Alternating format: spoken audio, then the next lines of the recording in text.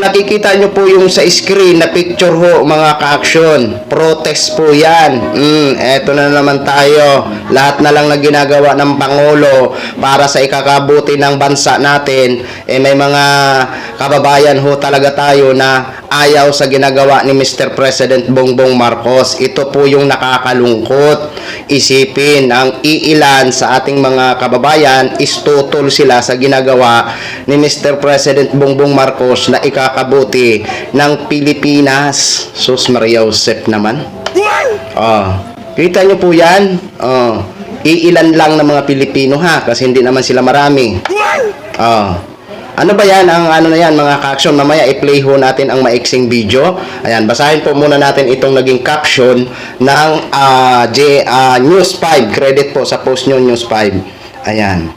Nagsagawa ng protesta ang bagong alyansang Makabayan at iba pang grupo malapit sa US Embassy sa Roxas Boulevard sa Maynila upang tutulan ang military exercises kasabay ng paggunita ng Araw ng Kagitingan ngayong Miyerkules, April 9. Ayan.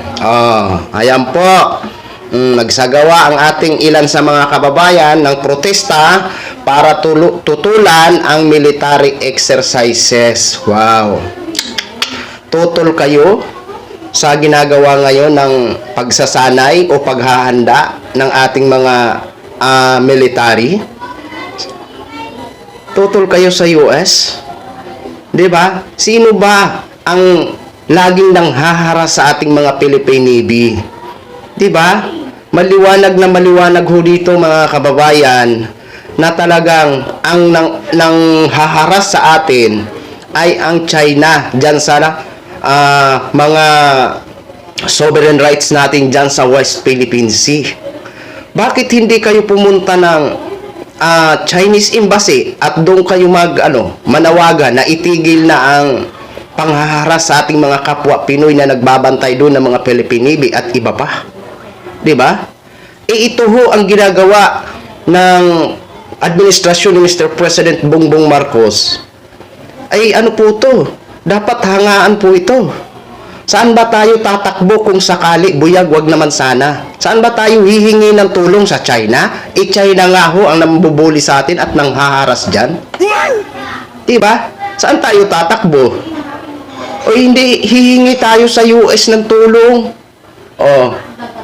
Diba?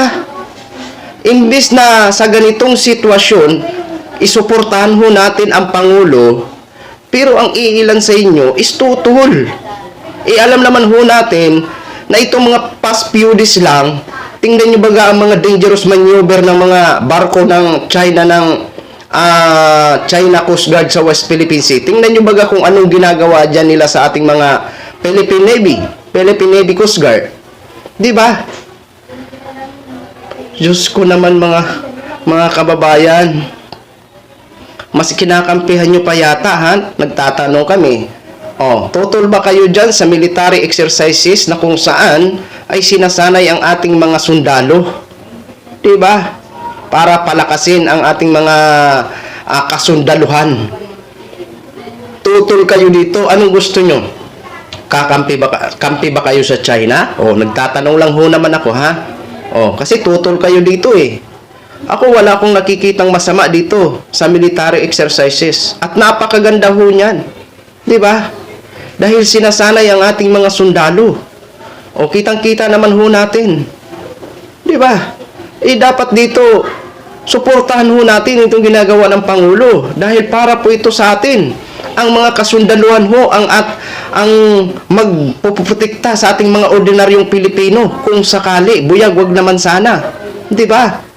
Imbis batikusin natin itong ginagawa ng China, kasi hindi naman tama ang ginagawa ng China dyan sa ating mga sovereign rights na nagpapatrolya sila ng illegal na hindi naman sa kanila sakop.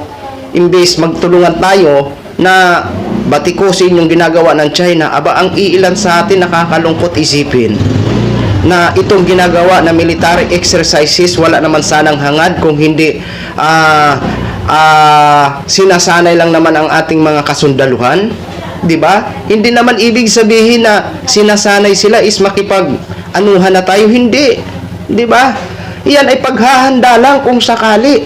Kailan ba nang away ang Pilipinas sa ibang bansa? May nabalitaan ba tayo na tayo ang nang-away? Hindi. Wala tayong nabalitaan. Bagkus tayo ang inaapi ng China. Di ba? Kaya dapat magkaisa ho tayo mga kababayan.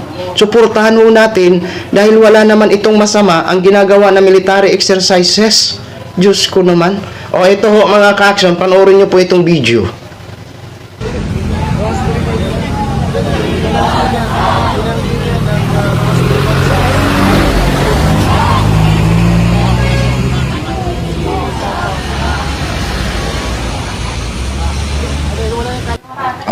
Ayan po ha. Maikli lang po yan, mga ka-action, mga kakamping.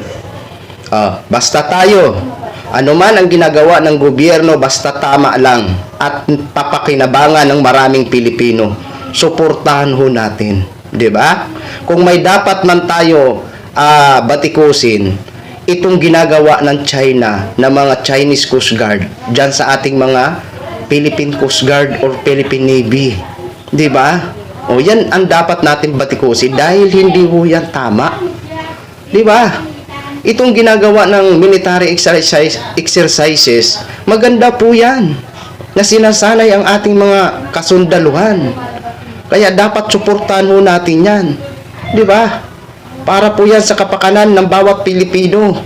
Oras na may mangyari buyag. Di ba? Wag naman sana. Dahil hindi ho natin gugustuhin na magkaroon tayo ng ganyang problema. Di ba? Kasi kawawa ho ang ating mga anak. Di ba? Buti lang ho tayo, medyo may mga edad-edad na. Paano naman ho ang ating mga anak? Di ba? Kaya hindi ho natin yan hinihingi. Di ba? Hindi ho natin hinihingi yan.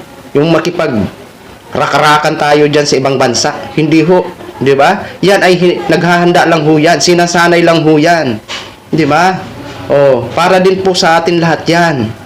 Kaya wala ho akong nakikitang masamang tinapay sa ginagawa na military exercises. Yun lang po. Basta tayo, ano man ang ginagawa ng gobyerno, suportahan ho natin. At kung may makikita man tayong pwede na tayo magboses dahil hindi natin nagugustuhan, magboboses ho tayo. Dahil karapatan din po natin yan bilang Pilipino. Okay? So, maraming salamat po sa ating mga viewers, Luzon, Visayas at Mindanao all over the world. Ako po, ang inyong lingkod, si Action Man. Have a good day, everyone. Beautiful.